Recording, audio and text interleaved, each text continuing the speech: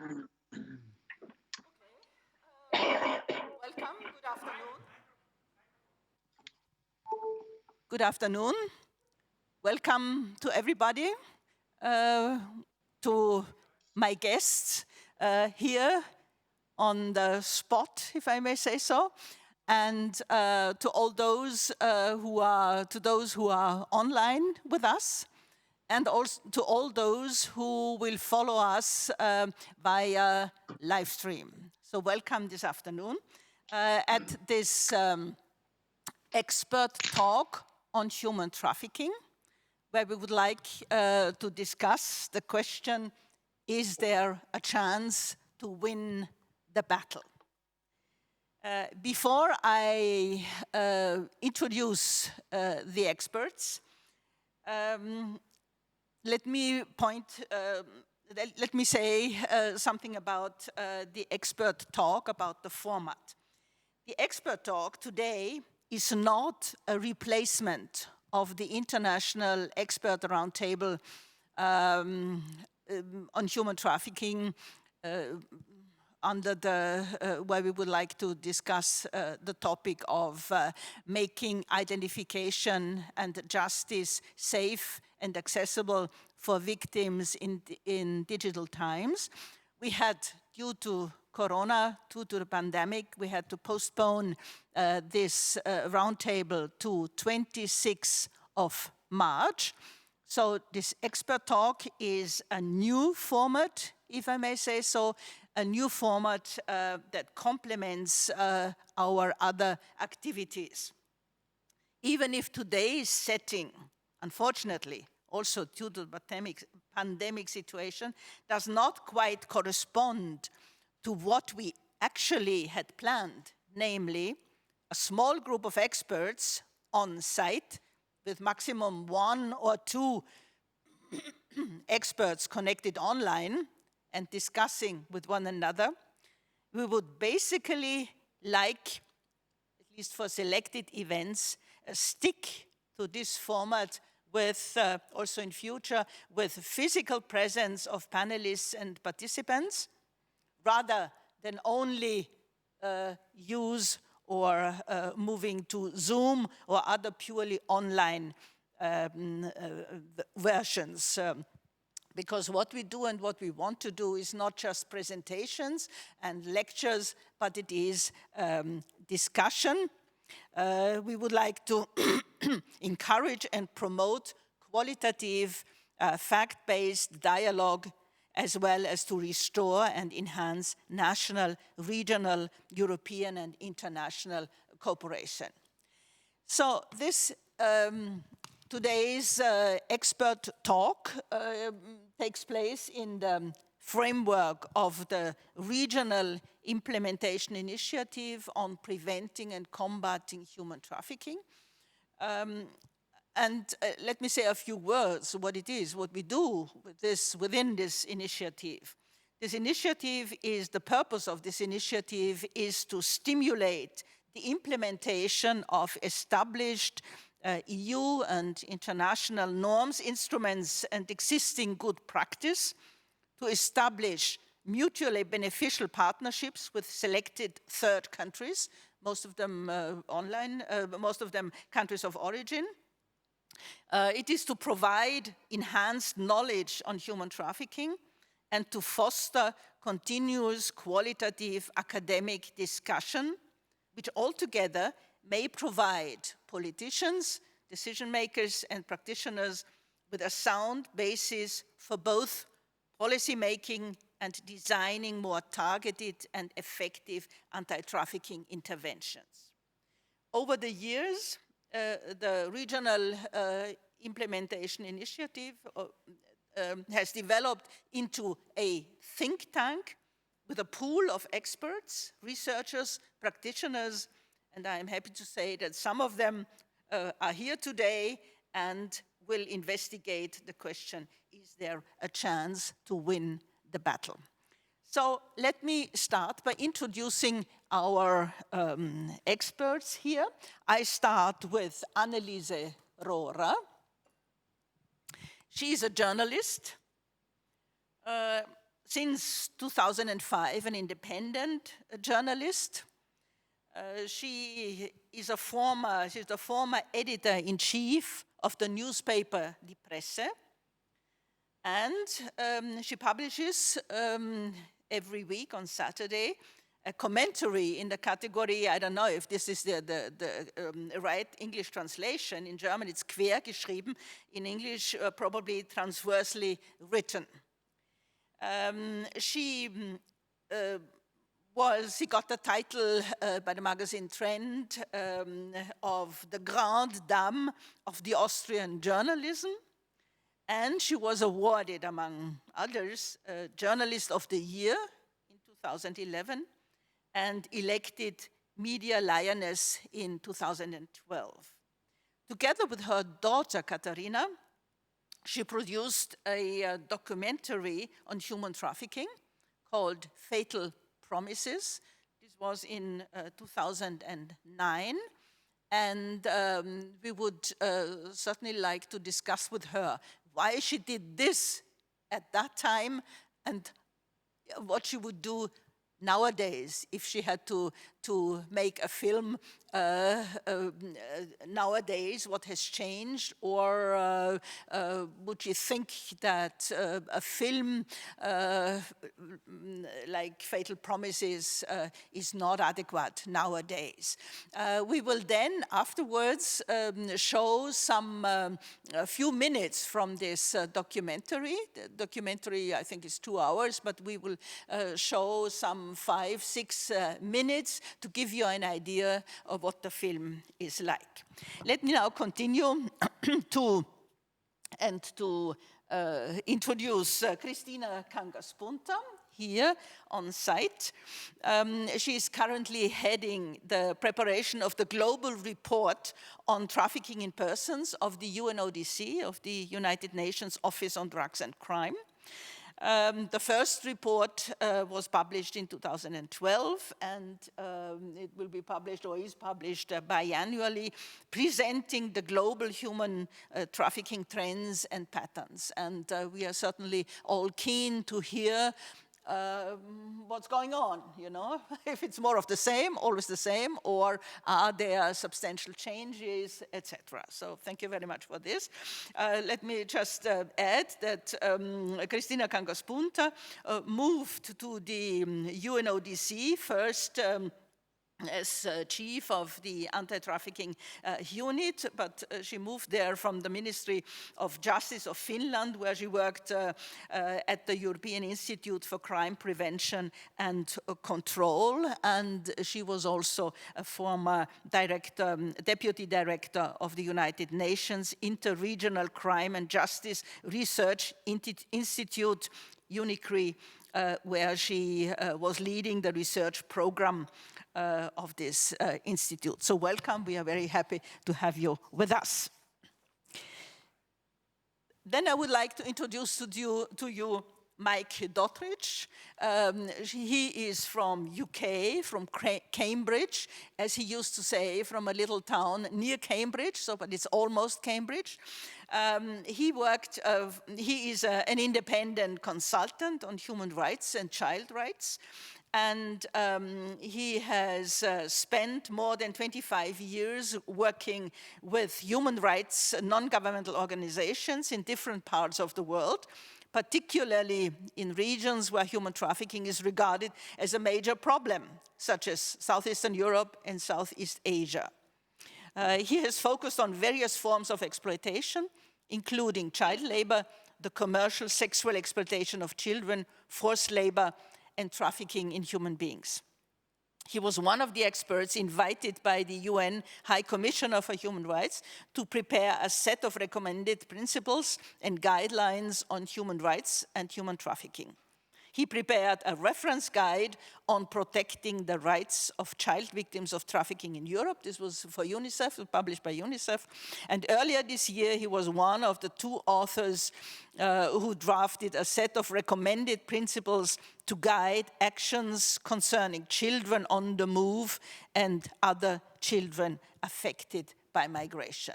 In earlier discussions, we talked also about money, where the money, how the money is spent, and maybe today we can then follow up on these issues. Next, I would like to introduce Evelyn Regner. Evelyn Regner is a member of the European Parliament. She is the chair of the Committee on Women's Rights and Gender Equality, FEM. So welcome, we are very happy that you could make it. I would start with a quote, one of your quotes. You said, "Our committee is aware of the challenges women face despite many successes in empowering women. Our general concerns are voiced over the financial inequality, namely the gender pay gap, the backlash of women, including LGBTIQ rights, the women's underrepresentation in decision-making, the violence against women, and our sexual and reproductive health rights. We want to go beyond mainstreaming gender into all EU policies. We want to make gender equality a priority in the EU because gender equality means also better legislation. In order to do this, we need the help of civil society and all organizations who contribute to the engagement for equal rights for all." End of the quote. At the request of the FEM committee, a new study has been produced, namely Tackling Violence Against Women and Domestic Violence in Europe, the added value of the Istanbul Convention and remaining challenges. If I'm not mistaken, the FEM committee, the next FEM committee meeting will be on November 30, if my information is correct.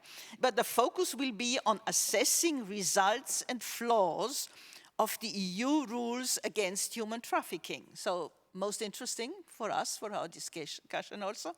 Notably, the main legislative tool to combat human trafficking in the European Union, the Directive 2011, with the aim to identifying possible ways to strengthen the current legal framework and ways forward. So we are very much looking forward to this and hope to get some information from you. Both the committee, the LIBE, the Civil Liberties Committee, and the Women's Rights and Gender Equality Committee are currently working on an implementation report for this text, which should include recommendations for improvement at both national and EU level. So most interesting, very important, and we are looking forward to hearing more about that from you.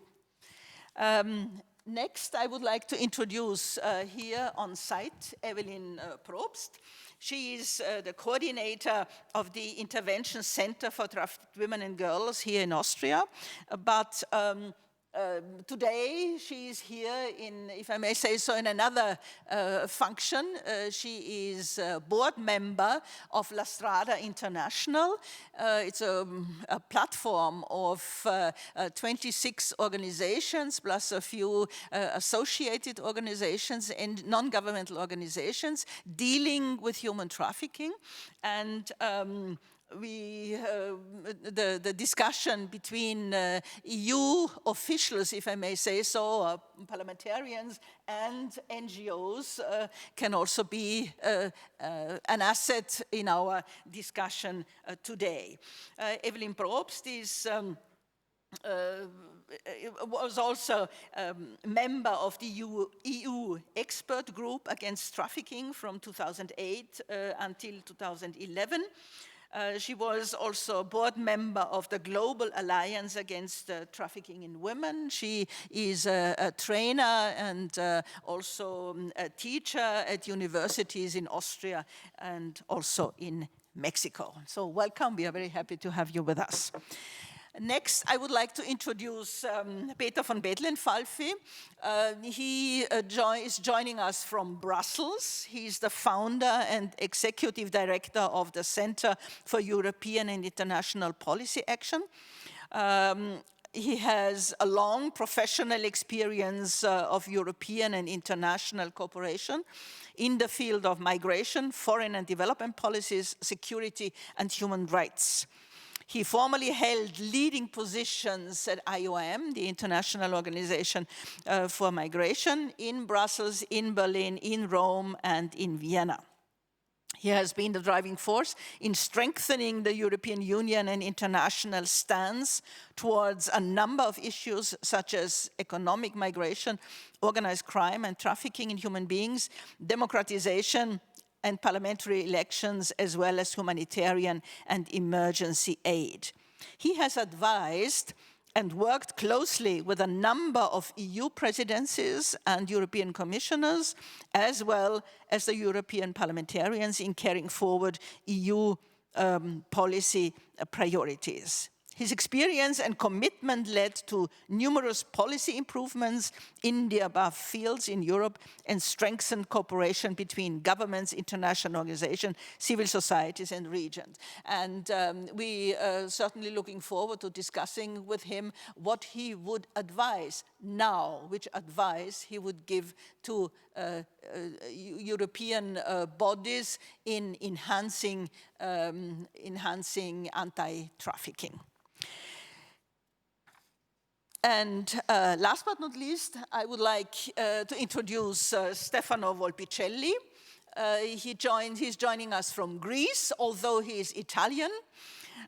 He's sociologist from profession. He's an expert in capacity building interventions and designing and implementing training programs that focus on assistance and protection schemes for vulnerable people, including migrants, as well as in social research. He has been involved in many programs addressing various aspects of social vulnerability, such as the prevention of juvenile delinquency and of the use, abuse, and misuse of drugs, and the improvement of access and the quality of healthcare for vulnerable customers, such as drug users, people living with HIV, and irregular migrants. Since 2003, he has worked with IOM, the International Organization for Migration, with the main duties to assess the training needs of various recipients, such as governmental officers, law enforcement agents, NGOs, psychosocial and health caregivers and others. And he worked as a consultant of the Maltese government, where he was responsible for capacity building measures to improve identification of and assistance services for vulnerable migrants, including victims of trafficking. So welcome to everybody. We are very happy to have you here, and we hope to have a fruitful and enlightening discussion with you. Just a few preliminary remarks from my side. It's now 20 years since the Palermo Protocol came into force. Over these 2 decades, many of us have participated in endless negotiations of documents and declarations on anti-trafficking, in conferences, in seminars, workshops, trainings, and so on. Despite all these efforts, human trafficking has persisted. And instead of increasing anti-trafficking efforts, more and more governments are getting weary being questioned about. I guess you agree that there are grounds for frustration. There is a real risk of action being taken simply for the sake of action, which neither leads to nor produces meaningful results. Information on the dynamics, on the interrelations with other crimes, on how trafficking affects our societies and hampers good governance is still limited. And we must admit probably that too much effort has been devoted to a curative role we will see, maybe also with little success, rather than centering the challenge of prevention. We have not yet moved away from the typical one problem, one instrument approach towards greater integration into other areas of policymaking, such as development, cooperation, technology transfers, trade, investment, just to name a few. The way the anti-trafficking field, or should I call it anti-trafficking industry, deals with human trafficking is thus often very simplistic. And the much wanted partnerships are often highly superficial. They should be mutually beneficial and oriented towards the same goal, namely the eradication or decrease of human trafficking and the prioritization of human survival, well-being, and freedom. Anti-trafficking partnerships are unlikely to be effective when they place state security ahead of human rights. Anti-trafficking programs should be seen as components of sustainable development, anti-discrimination, and anti-violence programs. They should support the development of long-term comprehensive programs and seek long-term solutions. The fundamental problem here is the disconnect between what they should be doing and what they are actually doing. As funding of anti-trafficking programs has increasingly resulted in shifting attention and support away from issues of development, equality, and human rights to issues of state security and anti-migration. This points to the complications arising from hidden political agendas and the influence of sponsors and donors who strongly influence the anti-trafficking agenda and define its type and scope, and are coming with predetermined expectations and often power games. And last but not least, to a large extent, the difficulties we face in anti-trafficking are also part of a much broader debate on labor migration and on labor migration and protection of migrant rights. Without integrating human rights standards into migration frameworks, effectiveness of anti-trafficking partnerships or cooperation in the area of protection and prevention will not improve. What is evident is that preventing and combating human trafficking requires knowledge of the patterns, factors, and circumstances that allow trafficking to happen. And there are no purely technical solutions. Anti-trafficking efforts are political in nature. Therefore, the political will is required to focus on concrete implementation, less rhetoric and lip service, more coherent policy, and support of those who do the job on the ground, namely the NGO. So, and now we switch immediately to Aneliese Rohrer, and I would like to ask you to tell us something about the commentary in 2009 and what was the reason? Why did you do that, especially at that time? Or was it just higher at the agenda? Was trafficking higher at the agenda? How was it? Please, you have the floor. Oh, thank you very much, Ms. Conrad. No, human trafficking in 2009 was not high on the agenda, and it was really more or less by accident. We saw a 10-liner, no more, in the New York Times referring to human trafficking, and my daughter and I thought this can't be. I mean, we're writing 2008, 2009. This violation of human rights. I mean, just, you know, we didn't believe it. So we started researching, and from there on, our fascination with the fact that in 2009, something like this was, which really is modern slavery on any account, was still going on.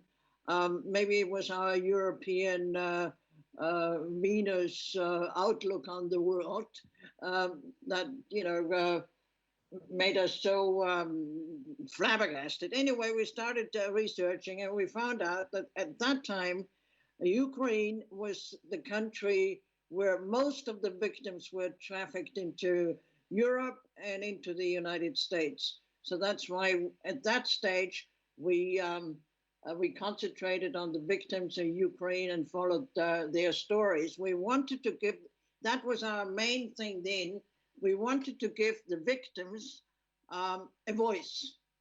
It wasn't easy. There wasn't a lot of support.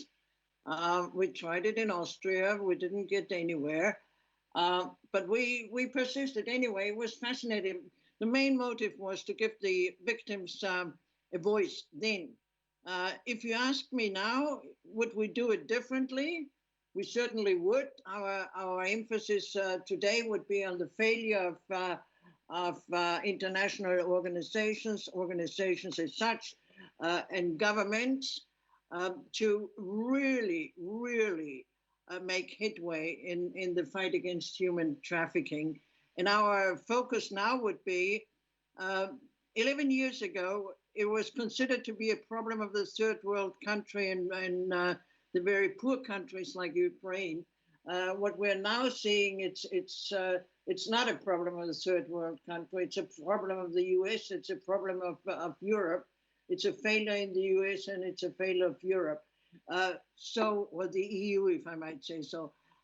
So our focus now would be different than it was in 2009, but still, you know, the stories were heartbreaking. In a documentary like this, you have to choose an uneven number. So it's either 3 victims, 5 victims, 7 victims, and we limited it to 5. And we had heartbreaking stories beyond that. Maybe we could show a bit of the some sequences of the film, and then we continue discussing that. Is this okay? With me or with the two? Yeah, no, with you. Is this okay with you? So we show the film now, and then we continue discussing this also with the others. Please, can I ask the technicians to... Yeah, please.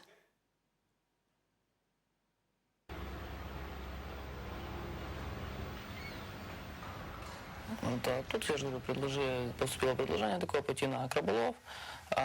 Предлагали там $750 как бы ставка, ну и там от вылова краба, что там в 2-3 раза больше можно получить как бы от вылова краба. Все, правда говорят, тяжелый труд, все там, чтобы там смены по 12, по 14 часов придется работать. Ну как бы, в принципе, все здоровые мужики, никто не собирался, как бы никуда не боялся. Ну и поехал, он сказал на Сахалин. Поехали, он купил билет. Ну как, я ему дал деньги вначале. Он, получается, за мои деньги купил мне билет туда.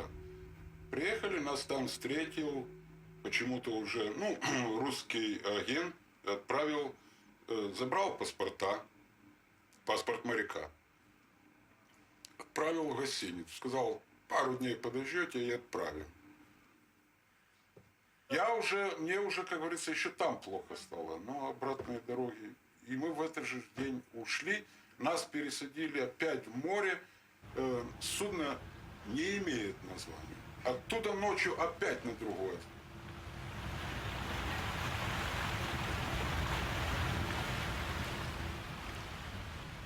Там у нас появилось судно. На судне нас посадили, грубо говоря, на трюм. Вода летит, дождь пошел, все, снег, холод, ну, север. Все, мы на этом трюме просидели часов, наверное, 14. Когда мы, на последнее судно нас пересадили уже как бы день. Ну, на вид у него, так еще вот этот покрутился, названия на том судне не было. Они все там, даже и те, которые с названием, они все занимаются браконьерством краба. Они его там, как говорится, лицензии не покупают. Судно на вид было ужасное, но это я еще не все знал. Я зашел внутри, там еще ужаснее условия. Оказывается, у него на этом судне была на носу 2-метровая дырка. Форпик был затопленный уже. Вот. Там мы приехали туда, нам даже не дали переодеться, даже не дали ничего, вообще ни расстелиться, ничего. Ну, как бы даже в каюту. Я первый раз зашел в каюту, через 1,5 недели, как мы туда приехали.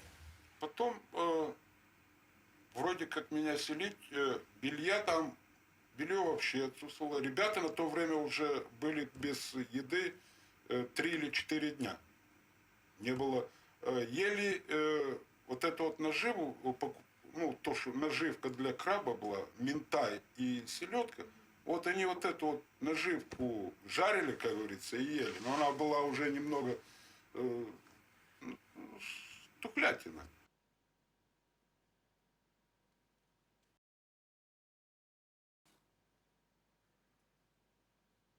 There's a second part of the film.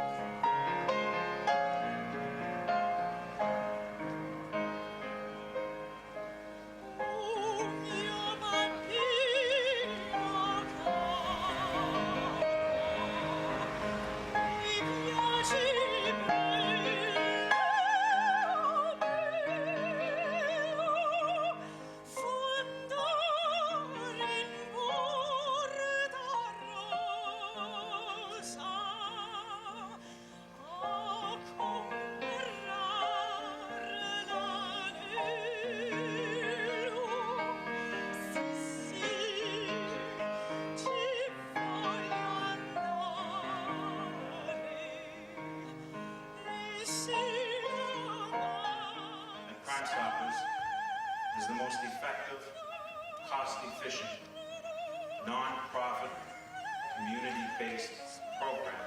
It's because it would be very foolish to assume that it's just government and industry involved in this. Because in the end, it's us as consumers that will buy these products. Just like UN that you talk about doing work together, and yet you don't work together very well. I'm sorry. They are calling on you as leaders of our world. Stop, stop, please stop the traffic. Thank you.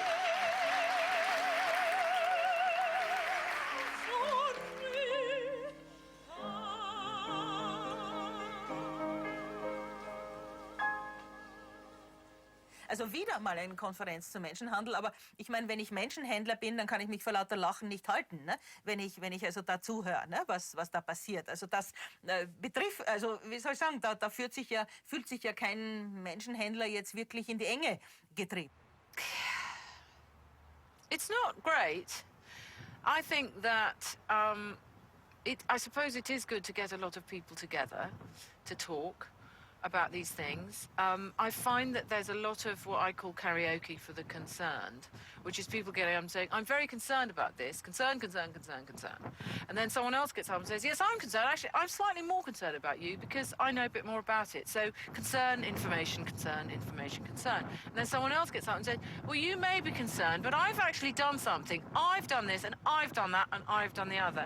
And whilst that is all very interesting, what is the point of us all traveling to Vienna if we haven't got a plan? Das heißt, dass Regierungen die Arbeit, die die NGOs tun müssen, entsprechend eben auch finanzieren und unterstützen. Ja? Das heißt nicht einfach, dass Verantwortungen, die die Regierungen haben, einfach zu den NGOs hinübergeschoben werden. For their vulnerability, it is run and centered around these girls. These girls are heroes in these schools. The voices of the people who can really establish concrete proposals and give their suggestions are absent. We specifically asked the organizers of UNODC, the UN gift program, to set up a panel of survivors, and we were refused. The European Women's Lobby and Equality Now also asked to be among the speakers at the various panels at this Vienna forum, and we were also refused, saying that there was no room. So this is really a high-level panel discussion, so to speak. Was Regierungen machen, wenn sie gefragt werden, ja, nehmen wir auch so international, ne, was sie denn gegen Menschenhandel tun, dann erwähnen sie alle immer die NGOs, ne, die die Opfer betreuen. Aber Zusammenarbeit heißt auch gemeinsame Verantwortung. There's no communication. There's not proper communication. It's very, very difficult under those circumstances. And there's no time to really sit together for long, long periods of time and work out and commune and, you know, and to sit also with ordinary people. I mean, I would want to start a forum which had prostitutes and trafficked persons who've escaped and a trafficker who decided to, you know, well, I want to start something like that where people who are real, who've been through this, can talk together and develop, you know, initiatives. That, I think, would be very interesting. So I think I'm going to suggest that. Okay.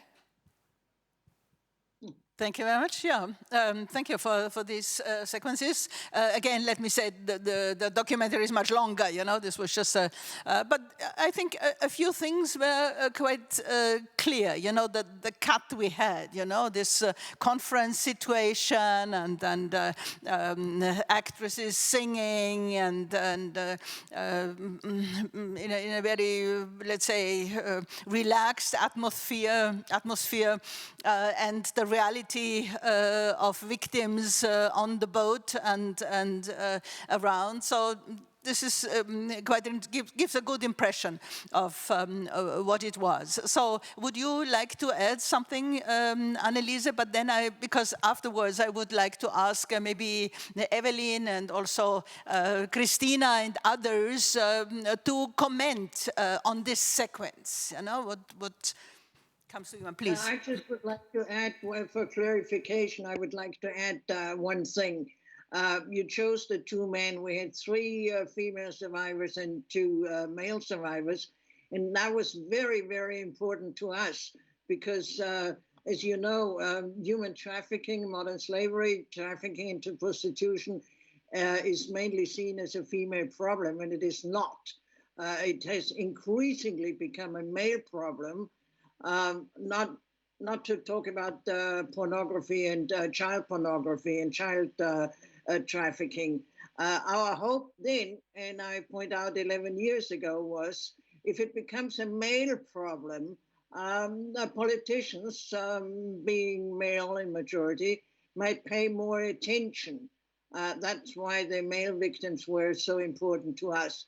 That hope has not come to fruit. I'm really surprised because I thought male could relate to male survivors more than to female, because for a long time it was, oh, it's only women and it's only children. Thank you. I would like to ask Evelyn to comment a bit on this. Thank you, Helga. And when we prepared and I was asking you which parts of the film you will show, my instant idea was to show this part of the film where these 2 men were interviewed, because it was the first documentary ever who really put a focus on labor exploitation. Sorry, can I ask the technicians to show Evelyn? Evelyn Probst. Yeah. I'm there, yeah. Mm-hmm. Okay. So it was the first film ever, a documentary ever, where men who had been exploited in labor were put in the center and were questioned. And I think this was a really step forward too. And I totally agree now with what Aneliese Rohrer said. It didn't change a lot. When I'm thinking back in 2009, and fortunately or unfortunately, I also have been active in this time already, we are still focusing on the same. We are still like trying to convince politicians, but also practitioners in the state part, that they really have to see what trafficking is. We are not talking about sex, sorry, this is not the point. And this is always one of the confusions. We are talking about exploitation of workforce, of people, and it can be in very different fields, and therefore we have to observe it out of this different field. I am not this person who thinks it's important to show the victim. because this is something which is not supporting anybody. But I was very happy about this documentary, which can show people in the field, this is what is going on, this is what is happening. There's this small side, there's the small comment of the elder man, of this 2-1, who said when they arrived there, he already had a bad feeling, but he had no other options in this moment. And where we are here to follow up. Can you check? We have no picture of Mrs. Probst, Evelyn Probst. It's only the small there, down there. No, yeah, but it should be like the others, you know? That's yeah. We can see you. We can see you. So they see us. We can see you very well. Can you see Evelyn? Yeah. Yes, yes. Okay. Okay. Okay. So, and as long as we don't understand that this is the moment, that there's this abuse of the situation of different people in the field, the things will not change. No? And as you referred, Helga, to the present research which was done or which was ordered by the FEM committee and the LEFÖ committee, and the report which will be released about the implementation of the EU directive, I hope very much that finally we have there a document which goes into depth. But I'm doubting, because we also have been asked at the beginning if we would like to be involved into this report, and we said no, we said no, so we are not there.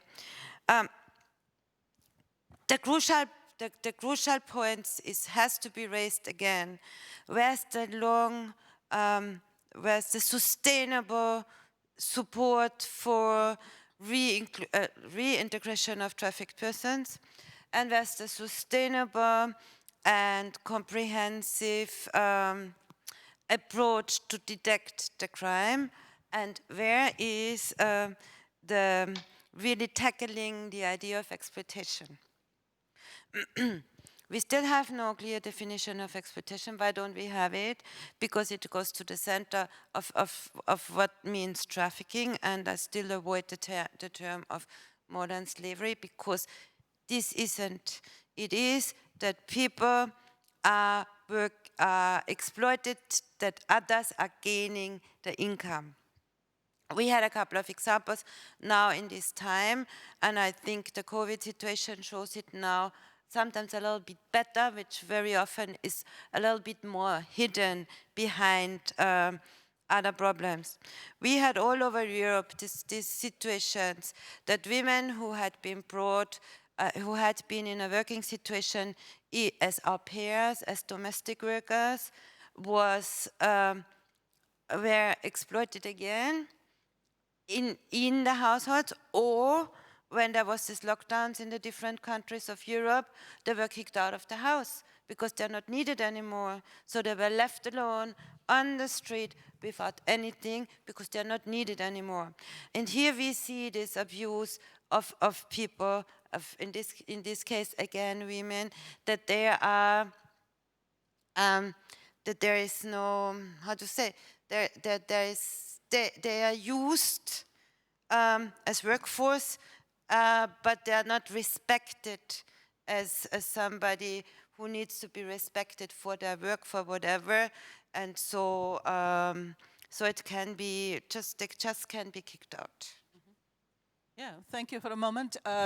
Yeah, you mentioned exploitation and that it's difficult to address exploitation. I would like to ask Stefano Volpicelli. He's very critical about the Palermo Protocol, and he says at several occasions we discussed that the problem lies within the protocol, because exploitation is not really the main focus there. Can you elaborate a bit on that? Well, thank you, Helga. Well, I think that both your introductory speech and Aneliese video speaks by themselves. I mean, if I have to go back to the title of this meeting, is there a chance to win a battle? I mean, yes. If we are given the correct weapons and we are given the objectives, the correct target, maybe we could. But at the moment, it seems to me that we are misled. Sometimes I would like to, since my daughter is here, I want to make him funny with quoting, paraphrasing the Sex Pistols. Trafficking in person is the great trafficking in person swindle, and it was the Sex Pistols album title. Why? Because we don't have the weapons. The weapons are when we are addressing some social problem, social, economical, and political problem. You need to have clear guidance. You need to have a clear laws that are supporting interventions. And here there is nothing at all. I try to be very, very, very short and focused. Because it's I could speak for hours about this issue. As a witness in the field and more or less in all the continents that I visited for my job.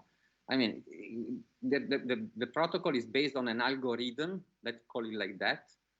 You need to have where the act of trafficking is the recruitment, harboring, and transfer. This is the truth. And then there is the means. The means are the fraud, deception, and blah, blah, blah, for the purpose of exploitation. Now, of course, it doesn't work because from the very beginning, and I was from the very beginning very critical because I say, but listen, this works only if in the case where there is a couple, basically, a man, usually bad, that take by hands a naive young woman that is in love, so is blinded by love, and he bring her abroad, and then, oops, instead of the marriage or the life together, there is the sexual exploitation, usually in the brothel streets, etc. The protocol works only for these cases, because the reality is that to trace back and go through the algorithm, I mean, from the recruitment to the exploitation, most of the times, the reality nowadays is like in the video. I mean, these guys there is the agency is an employment agency. Everywhere is like that. They don't even know, and they don't even care to know the working condition at destination. That is the point. So if you have an instrument that in order to prove that there is trafficking, you have to link the exploitation with the recruitment and the harboring, etc., etc., we are ruined. And in fact, we are ruined. We never prosecuted anybody. The figures are ridiculous. I mean, but it's not because it's difficult to target exploitation. It's exactly the opposite. Because the algorithm, the protocol should be thrown away, first of all, redrafted from the end. Because the issue is the exploitation. The exploitation is when you get someone under exploitation, you investigate who is exploited then. And then, if you understand that there are, these people are migrants coming from abroad because they were deceived, etc., these are all aggravating circumstances. But we need to focus on the exploitation. I conclude, because I want to leave the floor to the others. I was in Vienna in 2009 when I was with IOM, and I can, of course, share all the criticism. But, I mean, we are wasting away tons of no, because I can't wait, but millions for sure of euro in the story of the prevention. But please, tell me what is prevention. I mean, I have my friend Peppino that lives in my neighbor close by. Peppino received an offer of work. He went abroad. He started working. and now the family is flourishing, etc., etc. Aneliese was in Ukraine, so probably you can clearly understand who has family members abroad from those who haven't, because the houses are repainted, there is the dish, there is the car, etc., etc. So my friend Peppino received the office, went, and now is well off. And me, I received the same offers, and what? I consider myself vulnerable to what? Because when we are doing prevention, we have to understand that before leaving, we are not vulnerable. We don't know what's going to happen. And because the offers that we receive as victims, we receive offers that are normal. We are not asked to go and become engineers or astronauts or whatever, or pilots, etc. No, we are offered work as janitors in the schools or whatever. I mean, nannies for women, housemaids, etc., etc. So it's perfectly normal if someone wants to improve their, let's say, economic and social status. But we are failing exactly there because we are throwing money, trying to convince these people not to go because it's dangerous. These people are looking at us and say, but what are you crazy? What are you doing? Look around. I mean, half of the population here left, etc. And in the end, when they go, they are alone themselves. And when they are rescued, what happened? Nothing, basically, because at the beginning we were very generous. I'm Italian, can you imagine? We have the Article 18 that all the world copycatted. And we were giving the residence permit, work permit.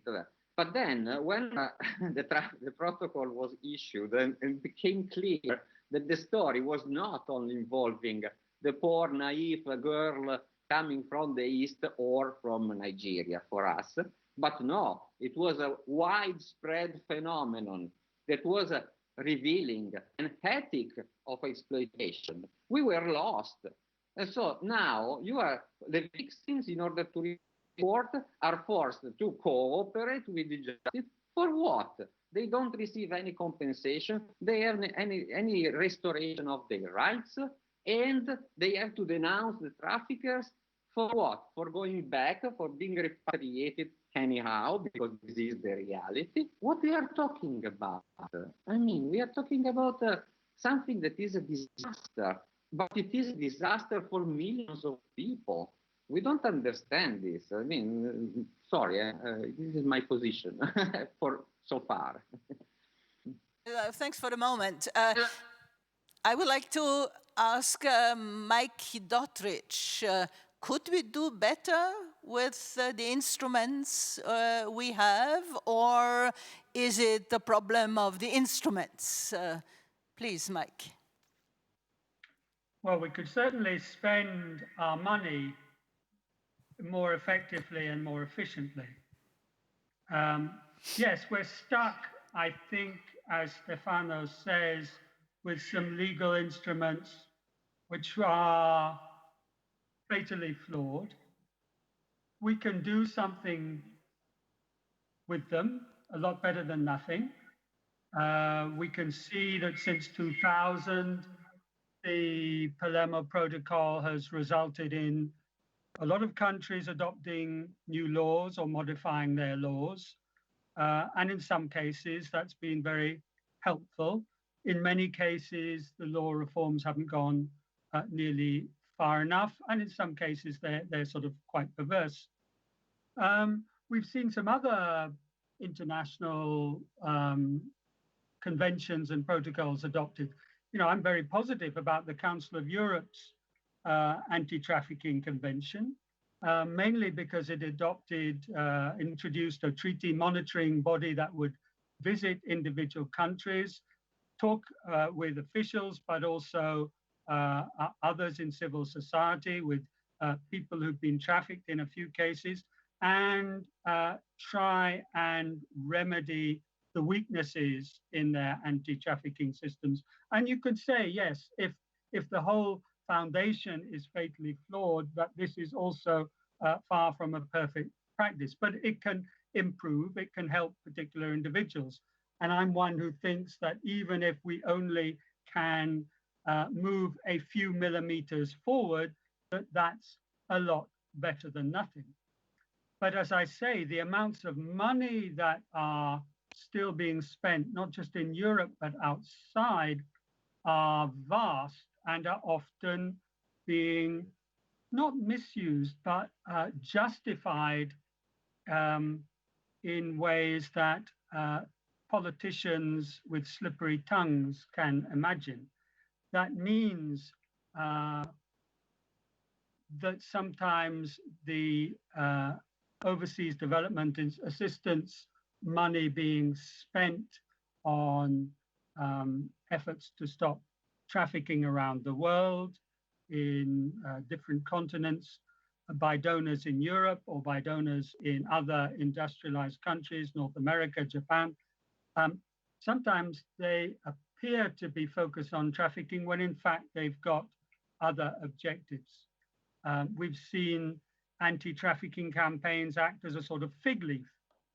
This was the case after 9/11 in the US, when the US was facilitating torture and disappearances, but was at the same time claiming to be saving trafficked people. It's the same in my own country. We adopted a very xenophobic anti-immigrant policy at the beginning of the current decade, and then a few years later, the Prime Minister of Britain wanted to put herself across as a great crusader against modern slavery, when at the same time her officials were, as it were, kicking people in the stomach for being irregular migrants. So, you know, a lot of problems, a lot of money, 200 million pounds or 240 million euros of British money invested in aid projects about modern slavery in the last 5 years. And we've just had a government agency come out and say this was mediocre to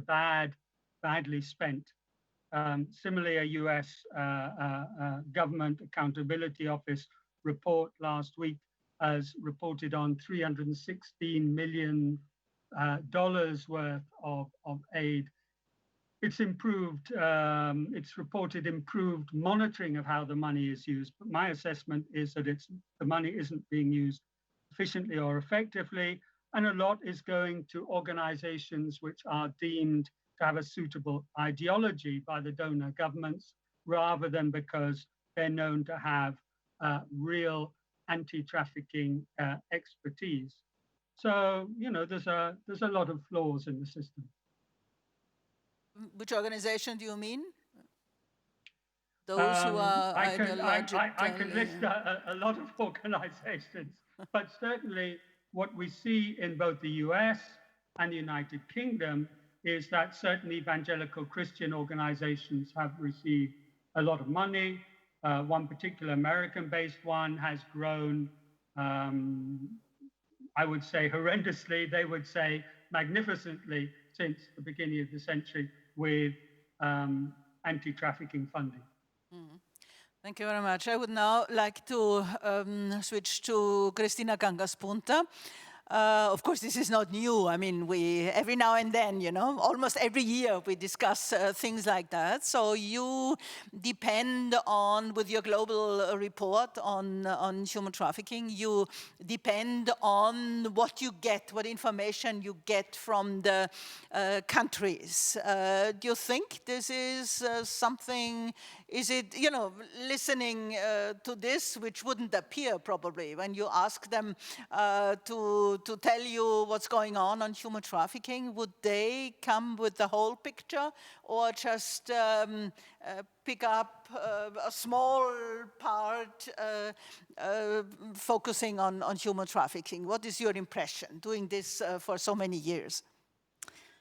Thank you. And before going to that discussion, let me just say that I was one of the organizers of UN Gift, which was shown in this little documentary. And Helga, you said that it seemed to be very relaxed. It wasn't. I tell you, it was not relaxed at all, at least for me. And just to comment that, yes, I can understand that the money And there is a lot, of course, there is a full story about how this came about and everything. And indeed, the money could have been spent in different ways. But I still do believe in multilateralism. I still do believe that it's better for countries to come together in one way or another to discuss on these issues, because then we get also some of those countries on board which wouldn't be there if we didn't brought them to some of those events. So in that sense, yes, I think we need to consider also that there is a global picture, and there are countries who are not, let's say, so forwardcoming with acknowledging the issues which are connected to trafficking. So I think it is good to. At least I personally, and I think many of my colleagues with the UN, we believe that it is good to bring people together to discuss these issues. Then on the question on what we have from countries. So for the data collection, of course, we just ask for a small portion of information because we want to have it from all countries in the world so that we could have a global picture. We don't ask all those issues which probably should be asked, but then the way how we are doing the global report is not suitable for this kind of information gathering. We do indeed want to hear more about the real stories and how what is happening in the countries. But I don't know, we have these mechanisms with the UN, and I think which are on the multilateralism, and I think also that it's good to bring people together. But when countries come to these places, we also have another side when countries just tell how fantastically they have done with human trafficking. And if we actually believe in all those stories, which I have heard for 20 years now, of course, trafficking would have been abolished from the world, but it is not. It is just increasing. So in that sense, yes, I don't think that we hear the stories, and I don't know whether those diplomats who are coming there or representatives who are coming to these events, do they actually know? And that's why it's good that they do come to these events, so that they probably hear a little bit of information from other countries. But I don't think, of course, the UN doesn't collect all the information. Of course, we don't know about it, and I think there are many grassroots level people and organizations who actually have a good information. We also try to collect that information. Could you give us a short update on what the situation is? I mean, people pick up this and that, they would say, well, trafficking for sexual exploitation is the most pressing problem. There's a little bit this, there's a little that. So they would they also don't see the whole picture. They pick out a little bit of the information. Could you give us an update? Is it increasing, decreasing? What you see, are there other forms? What is it on human trafficking? So we don't know exactly whether it is increasing or decreasing, because it is, globally speaking, it is very difficult to assess that one.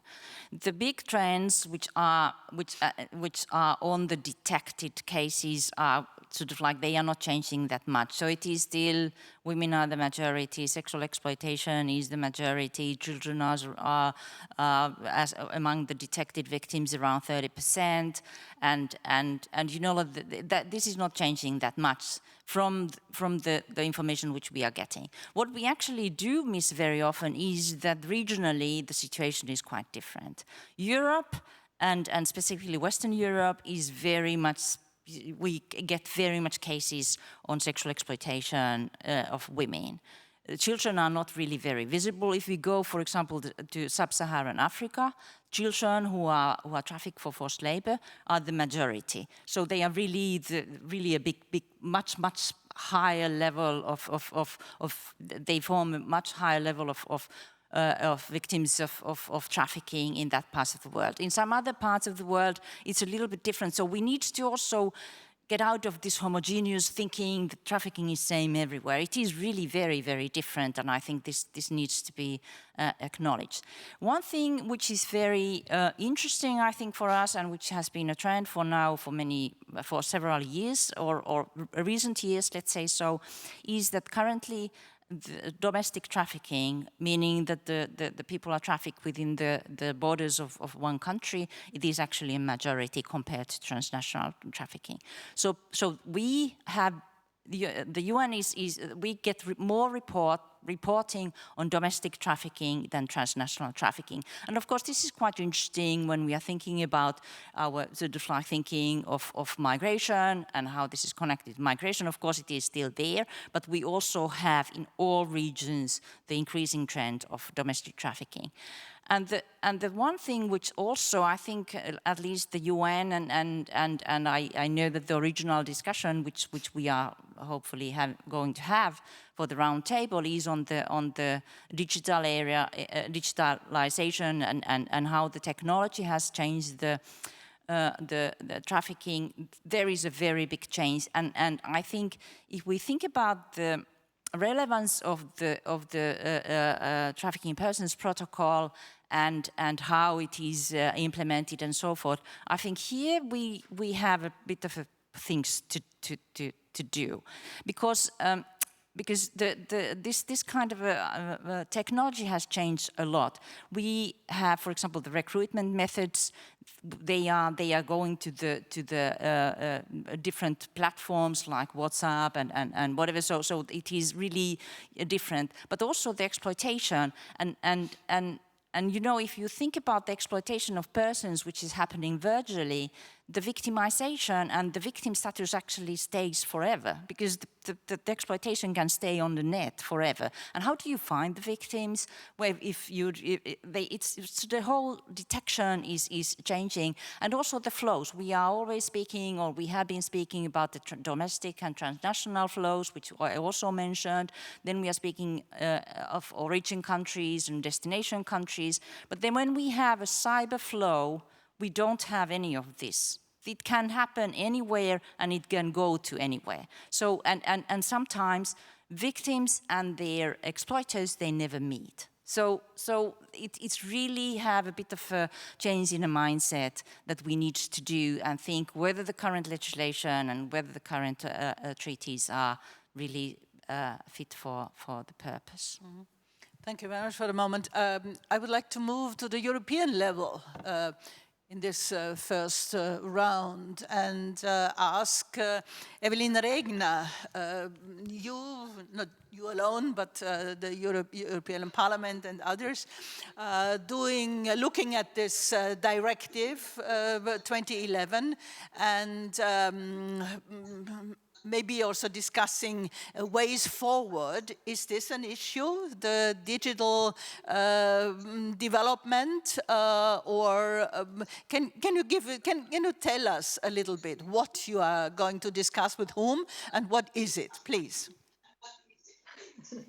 Thank you very much. Good afternoon. First of all, the film, what we could see, that's a precious gem because it's an eye-opener in a world that is based on exploitation. And these are the extreme forms of exploitation. And so, of course, we can't look away. And it's open to open the eyes, to create awareness. And only with this, we can work on that. I just say that because even within the European legislation, I mean, we are also busy with doing all sort of legislation. So we need sometimes a push, a kick, pictures, public awareness in order to not only to get good legislation, but somehow to have this public pressure, yeah, that political parties and member states supported. So the directive of 2011 is a good instrument from our point of view, but it has to be applied. It has to be really implemented. It has to be really it has to be lived by the member states. And what we're doing right now, the European Parliament is doing an implementation report looking in what could be improved. And we just had our hearing recently. We just realized oh God, when you just look at the situation, look at all the cases and everything that is popping up in a world that is out of order, extreme poverty rising and trafficking becoming a lucrative business, we just see there is a lot to do. It's a huge, huge problem. And when I just was passing through all the things that have to be done, sometimes you think, okay, can we really go forward? And then it was just my assistant, when it was just exchanging, has said, yes, of course, it's on basic fundamental freedom. And trafficking means things are happening, it's interfering in basic fundamental rights. So there is this huge necessity and need, even if those measures cost money, even if all those measures, of course, cost a lot of energy that authorities cooperate. And sometimes we think, okay, will they do that? And they just will name all those measures. We can say it's really on basic dignity and fundamental rights. And therefore, there is also this huge importance that the European Parliament goes for this task. And I just can tell you, in those committees concerned, we are absolutely aware. You know that 3/4 of the victims are women, mainly ending up in sexual exploitation, men in labor exploitation. We have so terrible stories also heard and seen in the European Parliament that it really makes everybody who is dealing with this a little bit crying and shouting it out. This is a major issue. And I just say that again and again because the European Union is built on fundamental rights. And we are just reflecting that right now, and therefore I'm just mentioning it in the multi-annual framework. We right now had the decision of the European Parliament. The Council is not ready yet because of referring. They don't want to go for the rule of law and all that. But we say no. We would say rather no to this budget if not fundamental rights are respected. And in this, there is exactly the trafficking issue enshrined. So when we're just looking at the instruments, you know them. So I think there are quite good things in there, from minimum common rules, that we just should strengthen the victims' rights, look very carefully at the children, that it should be a focus on how to do the prosecution of the offenders, sanction for crimes preventing of human trafficking, and all these things you know better than me. When we had our hearing right now, and also studies on the implementation that was done, there are some elements I would like to put out. We have to go deeper. First of all, the simple let's implement it. What I just see is there is simply a lack of implementation. We have so many rules, but they have to be monitored and there have to be sanctions, and there is a lack all over it, if you just look at. Next thing is this interconnection of authorities. We just see that in different violence fields and different trafficking fields, there are great things taking place. Frontex doing trainings, for example, but there is still far too little interconnection of when you just look at the rules of the authorities that should apply the rules. I mean, those who are in the field, those who are the police, those being in the judicial area, and those in the NGOs. So what still is needed, measures, monitoring, that those cooperation is really living and not existing parallelly. Second thing is gender sensitivity, also in all fields. When we're just looking, one of the areas where we really have a bigger need is those hotspots at the asylum seekers. So a lot of asylum seekers, of course, are especially also victims in trafficking.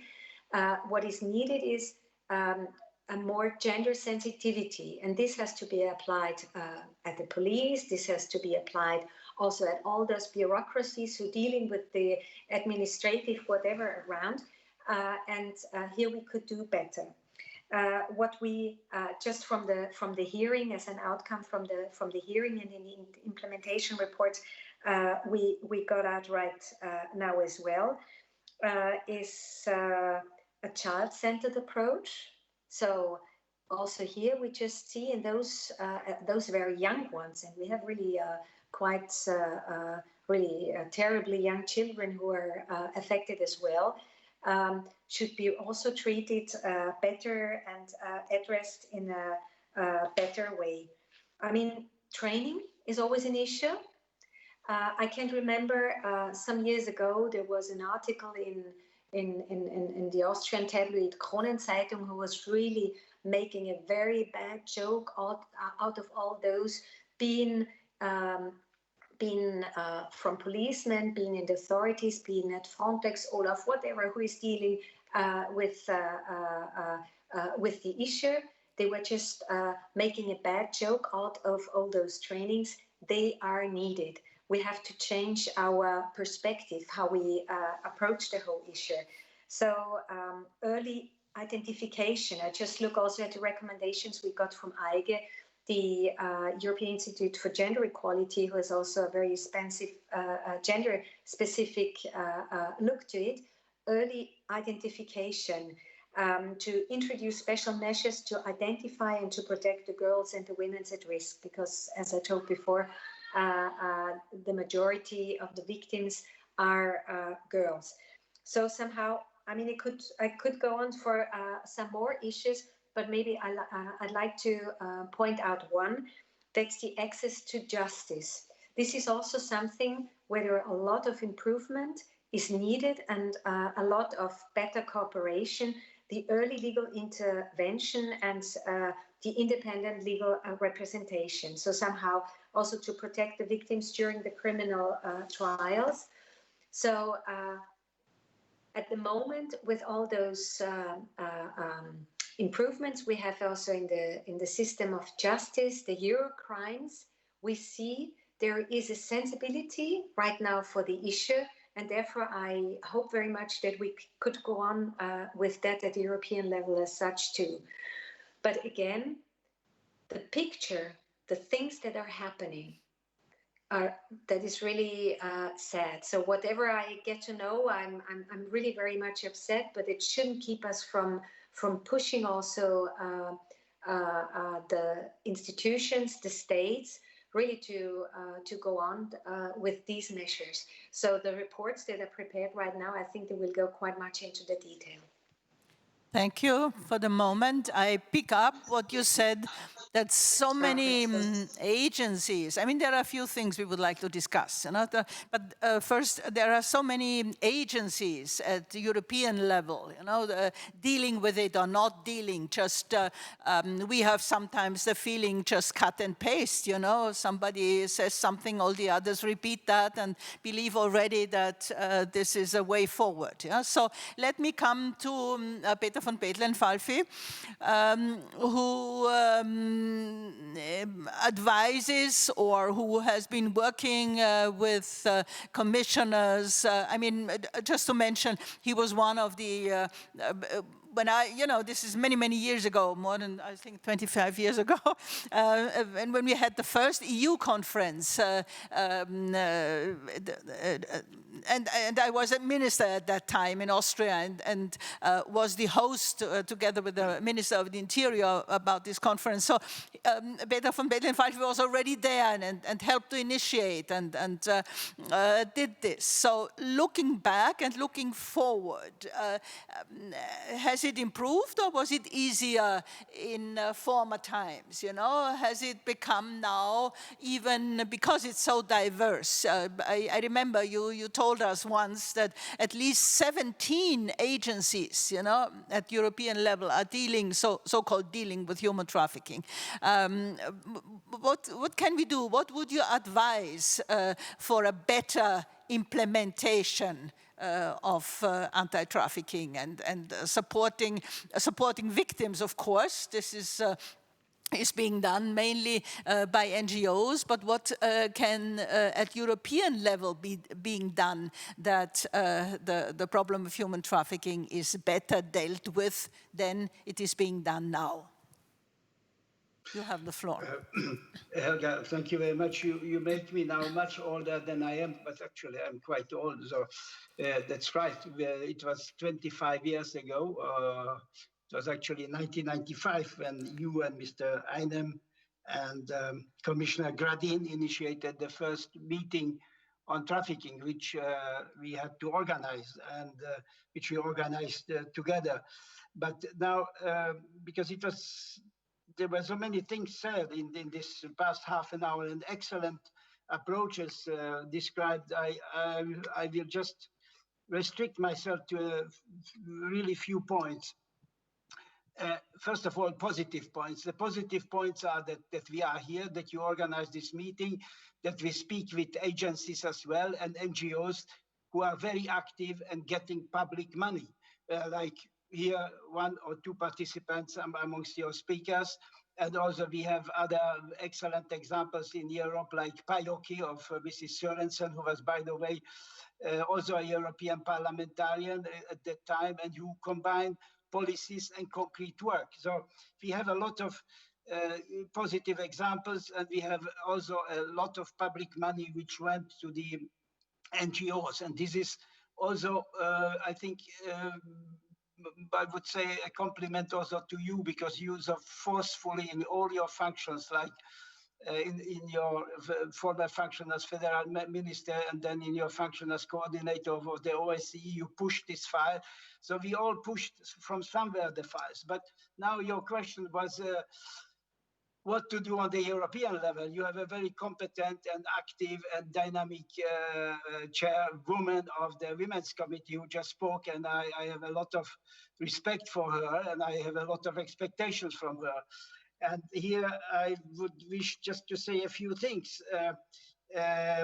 Yes, it was actually correctly said by Michael that the European Convention on Migration of the Council of Europe has a very good system of evaluation, the GRETA. We have pushed for this directive of 2011. We have pushed for an independent group of experts which disappeared, as you know, after many years. The Commission has just finished with the work, and we don't have a real monitoring of the implementation. I mean, if you read the current text of the Commission, it's excellent, because it says it should be done, we should be doing, but God knows who should be doing what. And in fact, if you read exactly the text, the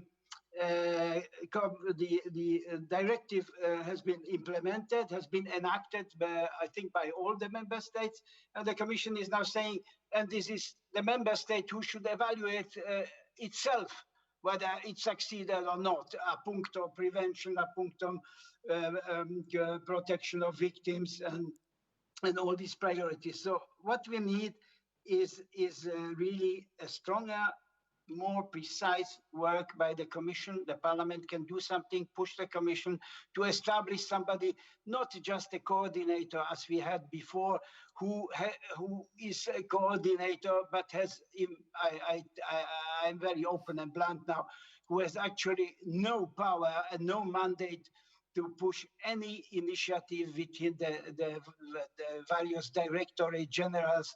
We need a new type of responsible person who could coordinate the work, who could look at the progress of the implementation of the directive.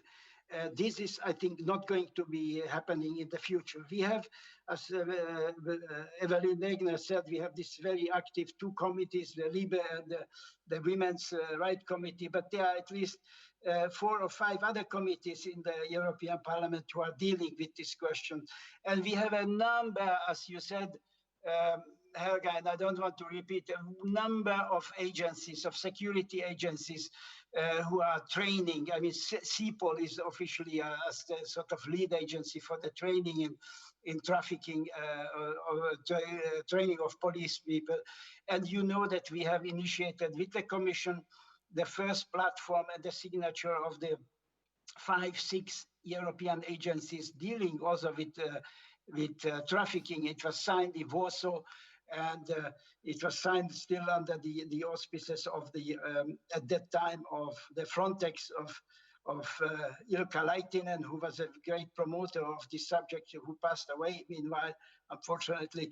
And what should be done? It should be again somebody who takes this initiative, follows up, and looks what has been developed. Because as you said, and I'm sorry to say that quite critically, we are repeating ourselves for the past 20 years. The Commission has given funding for thousands, and I think I don't exaggerate, thousands of projects. You don't know where those projects are. I knew some because in my former function I was following it. But is there some coordinated way to evaluate the results of those projects, which the Commission has funded out of taxpayers' money? Is there some conclusion? And the last point, because it's a long subject, I would say that the Parliament and the Commission should really look into establishing a focused, if you like, a focus point at the newly created European public prosecutor. At least one of the two prosecutors should be responsible for trafficking, not just for the big four priorities, which they said. If trafficking is a human rights priority, if trafficking is a priority for the fighting organized crime, then at least one prosecutor should be there. And the second thing, which was very positive in the past years, which has happened as a consequence of the migration crisis, is that our politicians started suddenly to think more in terms of the root causes, and started to look in the countries of origin and countries of transit of migration and trafficking. I think that the foreign services, the EEAS of the European Commission, should be asked by the Parliament and should be lobbied by the NGOs to appoint one person responsible for the trafficking, at least one liaison officer for the trafficking, not appoint everybody. We know everybody is responsible for everything, but one person who is dealing with those countries and who is who is putting some concrete reports, what the results are, what foreign policies have to say in this field, and how shall we do it in the future. And it should be something rather critical. We are still, and this is my absolutely last point, we are still behind of the United States. You remember that by the end of 1999, beginning of 2000, we promoted the idea of having a type of tip report in Europe, and the directive of 2011 would have been a good start for a European type of tip report, as similar as Greta, to name and shame the countries which are not implementing the provisions of this directive, and also to make some money depending conditional upon the conditionality of adhering to the principles of the Palermo Convention in the development world, and this particular point should have been taken up by the foreign policies and should have been really dealt with by financial consequences for those countries in breach of those provisions. So I talked too much and I was too critical, but I think that those are the points which should be addressed by the European institutions, by the Parliament and the European Commission. Thank you very much. Two things. I would then also like to come back to the victims, yeah, because we have really sometimes with all these institutions, we realize that it's more the institutions being the problem. If I may exaggerate a bit. And we forget really what do we do with the victims, who is dealing with that. Yeah? So this is one point. And the other thing I would like to discuss today, if possible, because time is moving forward, but I would like also to discuss whether there is a real structural problem, in addressing human. So we shift it very often to the individual instead of seeing that this is a structural problem. And with this I would like to speak about this with Mike Dottridge, and on the victims once again with Evelyn, because you, together with, or as in your capacity as board member of La Strada International, you made proposals for a new EU strategy. Yeah? You made for the assessment here. You propose certain things, but you never know whether this is accepted or why and why not. This discussion doesn't take place, you know. So it's like, let's say, and then coming back once again to Evelyn Regner, yeah? You pick up one, not you personally, but in general, you pick up something which meets your understanding at the moment, you pick it up, and for the rest, you just drop it.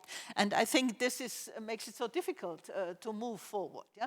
Maybe I could ask you first to focus a bit on that. What should be improved, or is it rather a backlash, you know?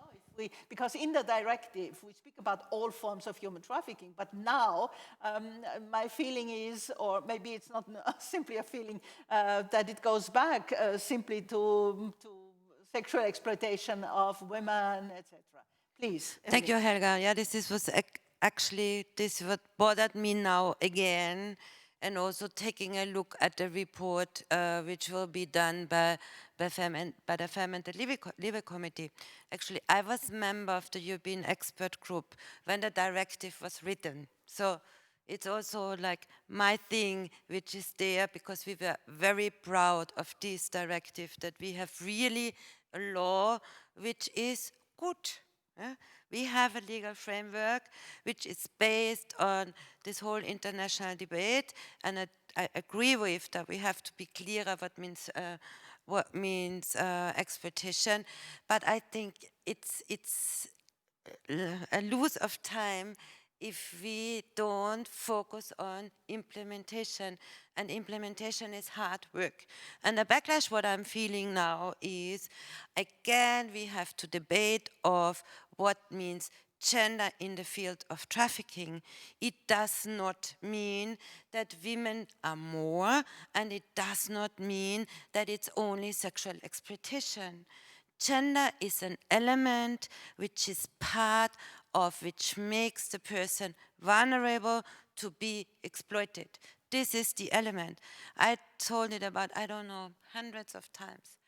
Yes, we are having women who are sexually exploited, but we're also having lots of women who are exploited in domestic work, but they are not counted as such because it enters the center of discrimination. It's a woman who is working in the household and who is from a different country. So this is exactly which doesn't want to be perceived. And it's an like from this part, we are a feminist organization, we are a migrants' rights organization, and we see, again, we are about recognition, what is work?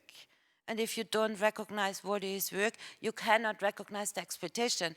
We can talk so much of different definitions of exploitation, but if you don't see it's work, it's not there. Yeah? And this is the backlash what we are in again and again and again.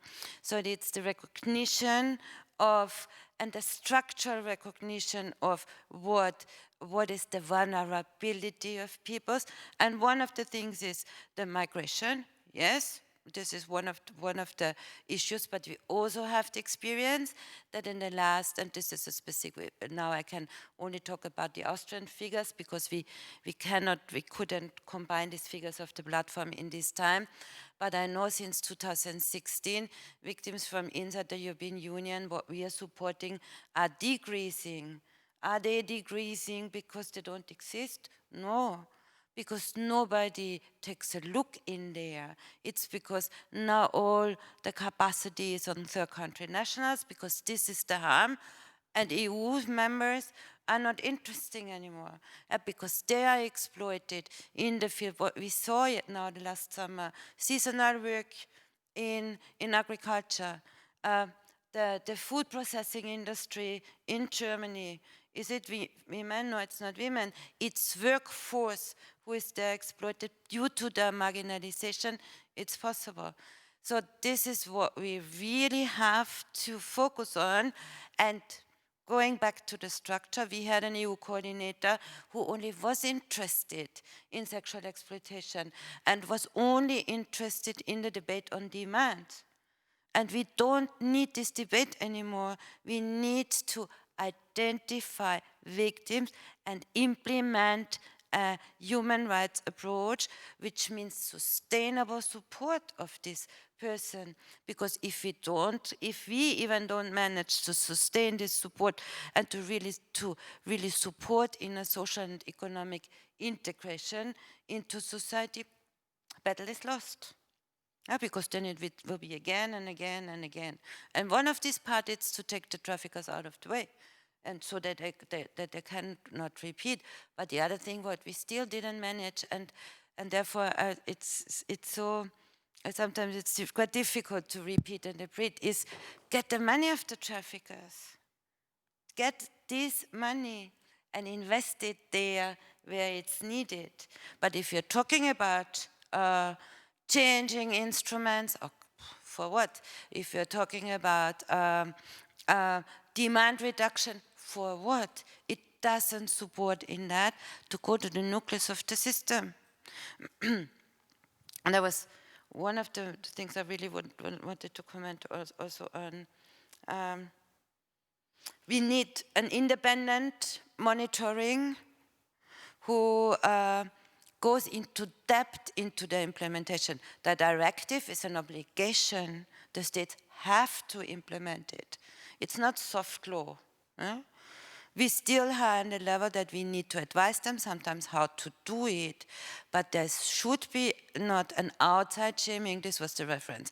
It's not shouldn't be an outside shaming outside of the European Union. It should be a proper self monitoring inside of the European Union of looking how did they implement it, and then we can also support others if there's really best practice in place. Mike, from other discussions with you, I know that you, not only you, but I know that you criticize heavily the money spent and where it is spent, as we said before. And you said, for instance, there's a lot of money invested in developing law enforcement responses to the crime. This is since we have the so-called, or had the so-called refugee crisis and more migrants, etc. So this is, everybody accepts that, and we spend an enormous amount of money in that. And you said in other discussions that, so the money is invested in developing law enforcement responses and not in adjusting government policies. Yeah? So, because you, and not only you, probably think that government responses are favoring and facilitating exploitation. Can we hear you on this a bit more, please? Okay, and I'll try and stay polite. I think you could say there was a fraud in the Palermo Protocol, because it's really about prosecuting, investigating, yes, prosecuting, convicting criminals. It thereby reinforces a particular ideological approach which says the problem is those wicked few people, not the broader systems that we have. Now, that was at the end of the 1990s. And at that time, I was already engaging with quite a lot of these issues. And the problem about lack of prosecution and lack of adequate law to facilitate prosecution, for me, was only a small part of the problem. The bigger problem was that the structural causes of extreme exploitation needed to be addressed, needed to be understood as well. A little bit is said about those causes in the Palermo Protocol. I won't say it's rubbish, but it's not drafted by experts. And so we've had this focus for 2 decades on the responsibility of individual criminals, not on the responsibility of governments to act with what we call due diligence to uphold human rights. We've seen a little bit of work, for those involved a lot, done on the issue of business and human rights. And this has been very important, but it hasn't gone nearly far enough. We've allowed governments that come to the microphone and say we're doing marvelous things to save trafficked people. We've allowed them to get away with immigration policies, but systematically encourage trafficking. We've allowed them to get away with destroying conventional relationships of employment and responsibilities to workers by subcontracting to gangmasters, to labor providers, to recruiters, in often a way that's completely unregulated, or at least not regulated by a government agency. And that means, in effect, we've allowed areas of the economy to have no rule of law, or very little. So this is where governments have a great deal of responsibility, but no one is holding them accountability for their lack of action at the moment. Thank you very much. I would also like to address or to ask Aneliese,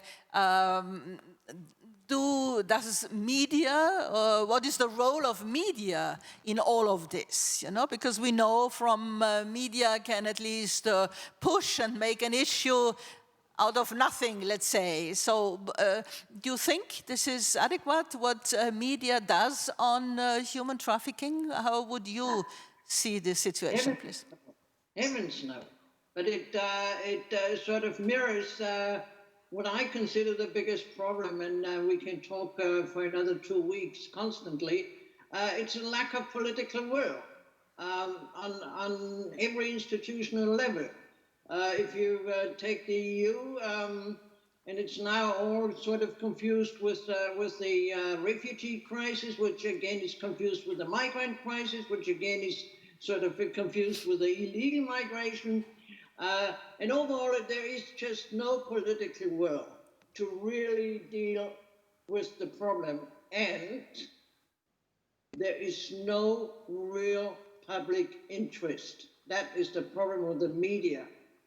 There are few media outlets like CNN, you've got to give them credit, they stay on the issue. But in Europe, it's the most underreported crime in Europe. It's the most underreported issue.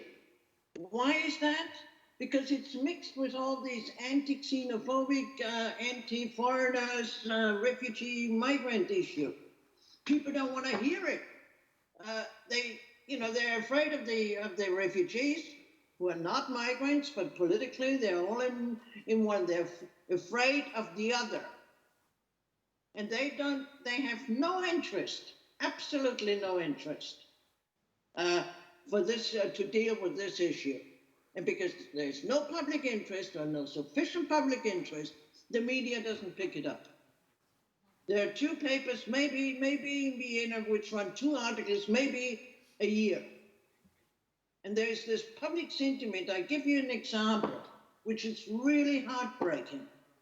In Austria, on the height of the refugee crisis, I think 350, something like this, underaged refugees got missing from the camps. And I called the institution, or the oversight institution. I said, "Where are these kids?" And she said, the civil servant, probably very empathetic, said, "We don't know." I said, "Are you going to look for them? Because they might be victims of human trafficking into the pedophile industry, or maybe if they're teenagers into slavery. Are you going to look for them? Are you going to follow up?" And she said, "No." And I said, "Why not?" Because she said, "Every missing youngster is 1 day's work less for me." Now, with that public attitude, It would need really some passionate dedication from some media to push that issue. So if you ask me, yes, the media is very much at fault, and I'm just not only in Austria, in Germany as well. I have not come across really frequent, substantial articles on this problem in Western Europe. Sometimes in Britain, I give you that, but not in Western Europe. And so the disinterest, the underreporting, the lack of interest in the media mirrors the lack of political will. And all of this is a problem of, I think, of an effort. There's no effort to change the mindset of the people. And then unless you change the mindset of the people and make the public realize that this is an unacceptable violation of human rights in our day and age, you know, you can spend as much, I don't want to be negative, you know, let's keep on spending money. But I remember you, Helga, saying, you know, any business that would spend so much money and have such little output would be out of business, could file for bankruptcy, because there's a lot of money poured into, and what is the output? Where do you start? Not in the institutions. Look at the UNODC. I'm sorry.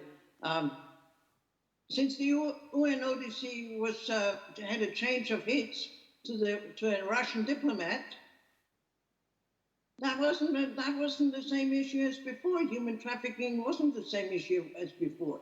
Why? Because Russia denies that there is even a problem. And one of our victims was trafficked into Russia. But official Russia, there's no problem. Okay, this guy runs the UNODC. Now, how much public awareness, and I can't speak for Europe, but I can speak for Vienna, how much public awareness does he create? I risk my case. Thank you very much for these open words, because this is exactly what we would like to do here. You know, we don't want to repeat all the time the same things. You know, which are already agreed, and which doesn't make us to move forward. So thank you very much for this. So let me come, because I have to check the time. We have another few minutes. Let's somehow sum up for today. And see, what was it, you know? Was it, what can we do, you know? Could we, is there something, is there an initiative you would say, well, next time I do this or that, I make it better, or we should do, or we should pool our forces again, or so. Let's see what it can be. Could I start with, I would like to start with Evelyn Regner as a politician, you know, she's a politician, the only one here. Thank you very much for joining us, yeah? So you have all the, you have to take it all, yeah? So could you imagine to change the usual procedure a bit in order to make it more real? Please. I just would like to really to thank you so much, Helga, that you organized this debate right now. I mean, not only your engagement and everything you have done so far, but for me, I just really have to say it was an eye-opener. In the European Parliament, we really, and I just really can tell you, dealt and deal with the topic human trafficking. First of all, sexual exploitation, and of course, all extreme forms of exploitation. First of all, in refugee camps, on the migration routes. So insofar, I would like to say, of course, this is all the situation, but for me, it's an eye-opener, but I'm a trade unionist as well. And of course, I know quite well what is happening with this exploitation. For example, I don't know, those people working under very dangerous conditions right now with Corona in the meat sector, or in southern Italy. We have very close contact with colleagues who are really trying to do the best for those really absolutely exploited in the fields and the hot sun in Italy. And what you just made for me is right now bringing these issues together, because it's always this margin when you see extreme exploitation of people because they have no choice in their lives, because it's, I mean, a difficult situation, whatever they are, wherever they are coming from or where they are in the society. So we are dealing sometimes then, okay, with softer forms, but also forms of exploitation. When you see temporary agency work, for example, and what I see right now is that this field is that the borders are gray. I mean, we have these extreme forms, the extreme cases of children disappearing with the sex work and all that. But somehow, of course, it's also extreme that you are paid €1 or €2 per hour when it's having 45 degrees in the sun and you're working in southern Italy, and this is going further. And then you're living in Austria in a mass camp with workers for the, I just mentioned right now the meat industry, because here we have a little bit more spotlight during the Corona crisis right now, also with conditions. And sometimes you can't compare and say, this is extreme and this is totally extreme, but it's all forms of exploitations that need to be taken up in this context when we are going for the implementation report.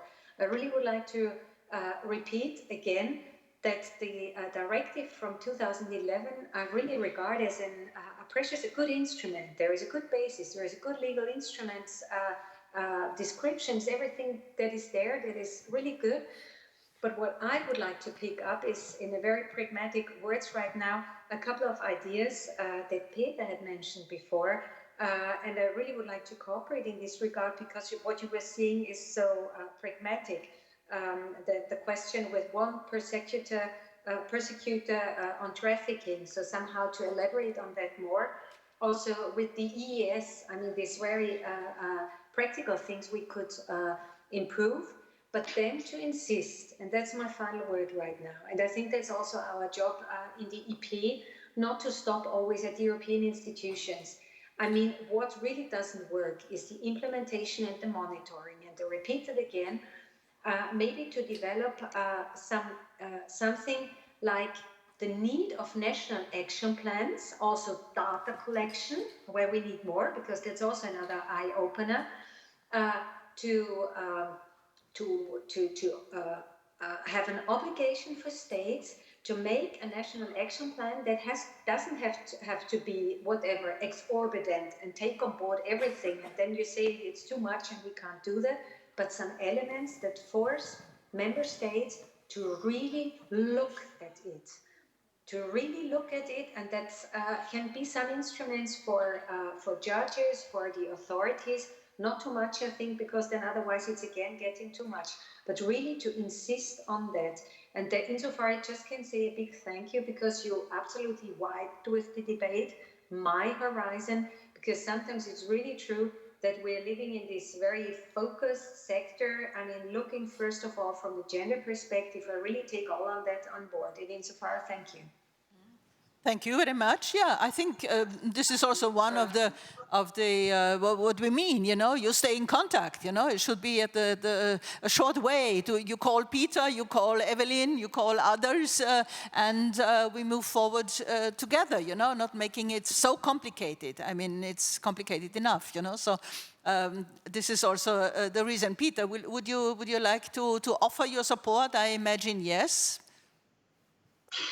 Well, I'm really happy that we have an active chairwoman of the Women's Committee. I'm repeating my compliment, because I can also tell you that the Women's Committee went up and down, you know, waves, depends who was chairing and who was determining the agenda. And now I think that that this is the best way, what Evelyn said, to be concrete. And I'm really positive on that.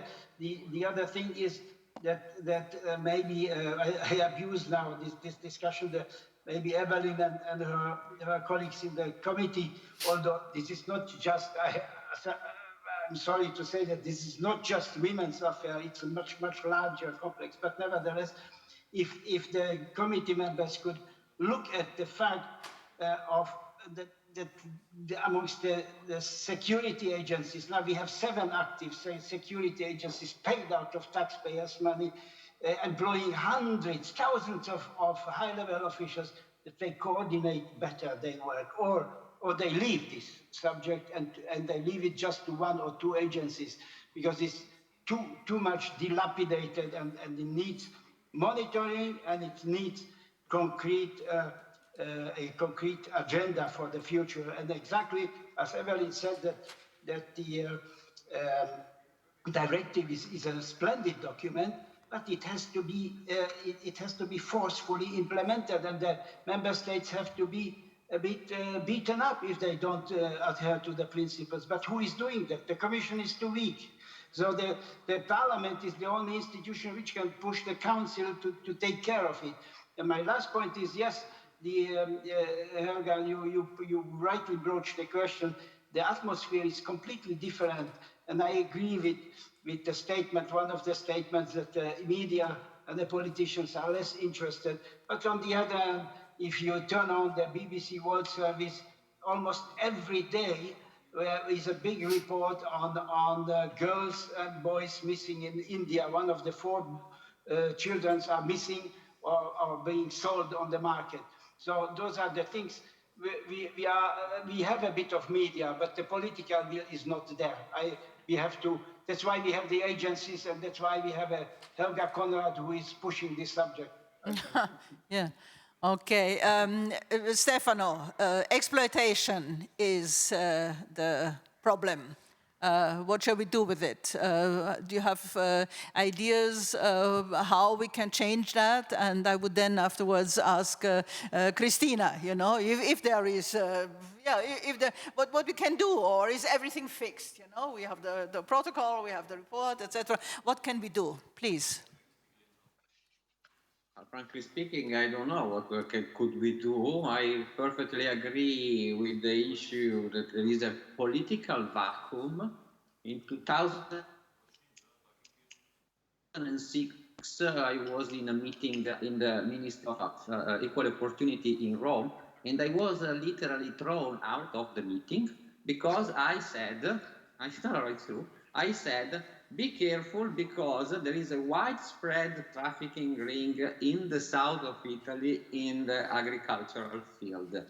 The reaction of the institution, of the authorities, the Italian authorities, were absolutely outstanding. I was thrown out, but physically, not joking.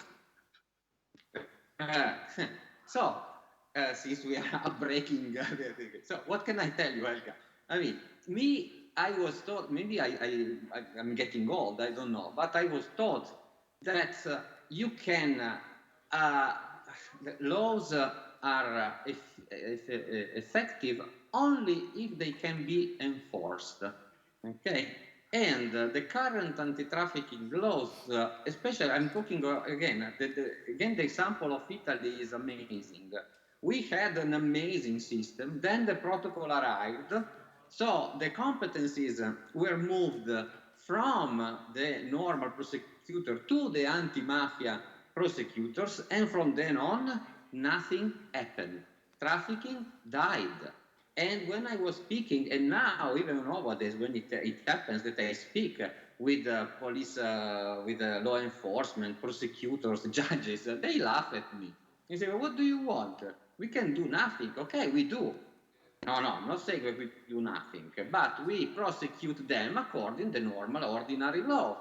That's why we are in a vacuum, in a political vacuum, because no one wants to touch that, because the interests behind are enormous. I'm sorry, we have to tell these things, are enormous. Italy would collapse, the agricultural section or the field in Italy is the economic field in agriculture would collapse if we wouldn't exploit these people. Are we crazy?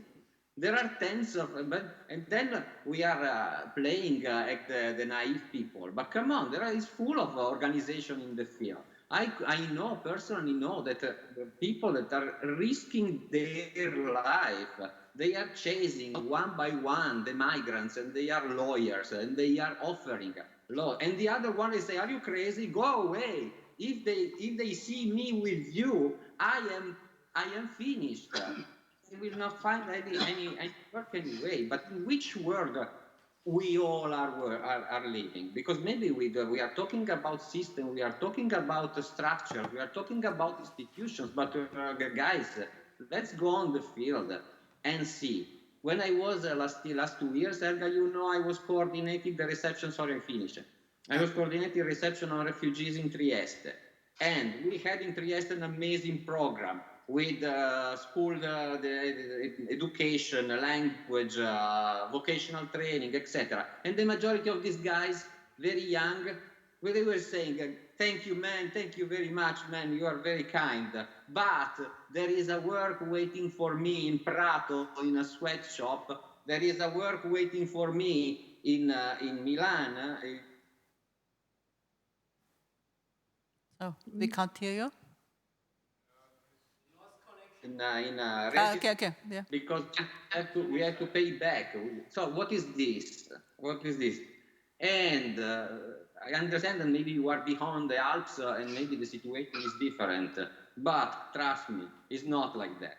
But we don't have instruments, we don't have a number, we have no figures of the real impact of exploitation in this world. That's why modestly and humbly I said we should start looking at that, and from there then you can develop a system in order to assist, support, give grants, give rights, etc. We start. And when? Okay, I move on to Kristiina. Is there space for further developing this, or you know, in the UN system? I mean, do you see some improvements you could also initiate? You know, or is everything as it is? You know, you have the protocol, implementation is what it is. You know, better or not so good in certain countries, and what about this global report? How would you see the near and further future? Well, what can I say? I mean, well, I try to be positive, but I'm not quite sure because trafficking in persons is a political issue, and we have really very much seen it also with the global report, with many other things. So this is true. The lack of political will is also true. So then it's also sort of like a difficult what to do with that, and the priority of priorities in countries usually they don't include trafficking persons as a crime. I think we have seen this happening. Whether UN can do anything about it, I think we should, but we also have our constraints. Let's face it. I mean, the United Nations is a member states organization, and we are sort of like, with UNODC, for example, we are the secretariat. So how are we going to go against our bosses? It depends. We could. But then we need to have a leadership who actually allows us to do that. So in a way, there are many layers, and I think it always goes back, not always, but many times it goes back to the member states. I can tell you, and I think this was sort of like following up on the so that we would understand the impact of trafficking globally and so forth. Yes, we are trying to do that. We also I remember there was a meeting in Brussels, which was organized for the trafficking focal points in all European Union countries. So I was speaking about a new methodology which actually would reveal the total number of victims in a country, which would include also those victims which are hidden, not only which are known by authorities, but also hidden number of victims, so that we could assess how many victims actually are detected and how big group there are behind that who are never detected. So I presented this, and then we already asked some countries to participate so that we could do the research there to see and pilot test it and see whether this works. And you know what the countries, or at least one country said? that they don't want to know. They don't want to know what is the total number of victims, including the hidden number of victims, because they don't know what to do with them. And actually, it also emphasizes their failure to address the trafficking. So if this is the situation within the countries that they actually don't want to know what's going on, I think we are really, I don't know whether we can win the battle. So I think this is one thing I wanted to say. The other thing is that I have now heard, yeah, let's rubbish the protocol and let's have something better in place and let's do something which is more on addressing better the issues. First of all, and then we, at the same time, we're saying that money is not going to the victim support, money is going to the wrong places and so forth. To negotiate one treaty is extremely expensive, first of all. And then we have another treaty, in addition to all those which we have already, and we have heard from everybody that they are not implemented. So do you think that the treaty by itself solves the problem? It doesn't. It always needs the implementation. So the treaty is not really a solution. It is what is done with that. And I think we need to remember this one. And also those who are saying that the money is going the wrong direction, I would really like to hear where it should be going, because I'm not quite sure that anybody really can. I hear it over and over again, the money is going the wrong direction, but I don't know where it should go. Mike, this is you coming in. Where should the money go? I think it's not just a question of where the money should go, but also where it shouldn't go. My ideal for the future is that politicians will use less rhetoric, and that, as several other speakers have said, we should be paying more attention to monitoring what is being done and monitoring it accurately. Something very specific that's come up, which is also on my wish list, is that we should be able to quantify the quality of coordination between different agencies, between state-run agencies and civil society, between agencies in different countries. Because without good coordination and cooperation, anti-trafficking operations don't succeed. But we don't have a yardstick for measuring coordination. Where would I like to see the money invested and I would say more effort, but effort does involve resources? Well, I think it would be helpful if all the three regional intergovernmental organizations here in Europe, so the European Commission, or the European Union, also the Council of Europe, also the OSCE, if all of them could give more attention at the same time in a coherent way to untangling the mess that is an understanding of what constitutes trafficking for economic exploitation or trafficking for labor exploitation, as it's called in Europe. Because there is very little common understanding even within institutions in specific countries, and certainly between countries even in Europe, let alone across the globe. I actually think there's a great deal that Europe, or countries in Europe, prosecutors in Europe and others can learn from outside Europe, where sometimes more progress has been made on this. We have a lot of, severe sounding terms like forced labor, servitude, slavery-like practices, debt bondage, and which are not understood by frontline law enforcement or others in a useful way. So I think there's a lot of details like that on which progress would be quite cheap to make, rather than throwing money sometimes at things that actually don't deserve it, because we're pouring money down the drain. Mm-hmm. Thank you very much. And last but not least, Evelyn Probst, just once back to the victims. How do you see the situation?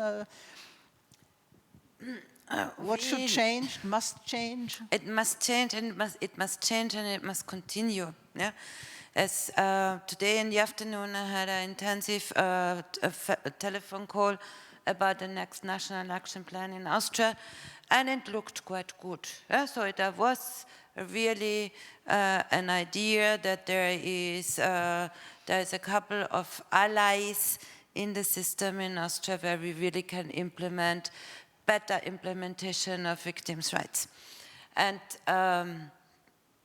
what I think, and where we have to continue, and where we have to focus on, is that it's a difficult situation, but it has to be based on the human rights focus.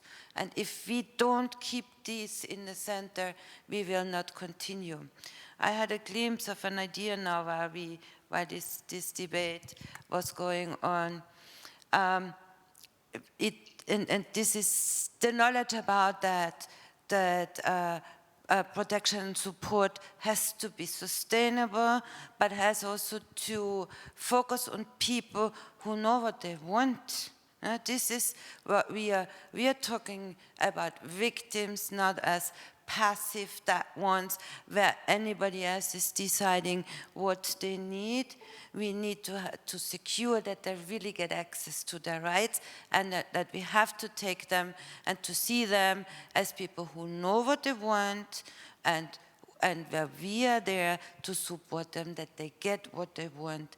And if we have this focus, we can continue.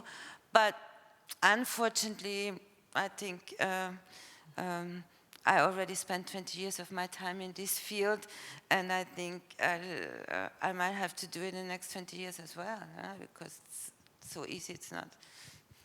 Okay, we will see if we can give it a push. So thank you very much for today. Thank you for this expert talk. Thank you to Aneliese Rohrer, to Evelyn Regner, to Peter von Bethlenfalvy, to Mike Dottridge, to Stefano Volpicelli, and last but not least, Kristiina Kangaspunta. And I would also like to thank the Chamber of Labour who hosted, they hosted us. This was excellent. Thank you also to the technicians, and keep in mind that we would like, of course, continue the discussion, not only the discussion, maybe also to spur the implementation and to get the others, you know, to do the things. And one of these occasions will be our next international expert roundtable on 26 March here in Vienna. I hope I can welcome you all then. So thank you very much for this discussion. Thank you. Thank you. Thank you. Thanks so much.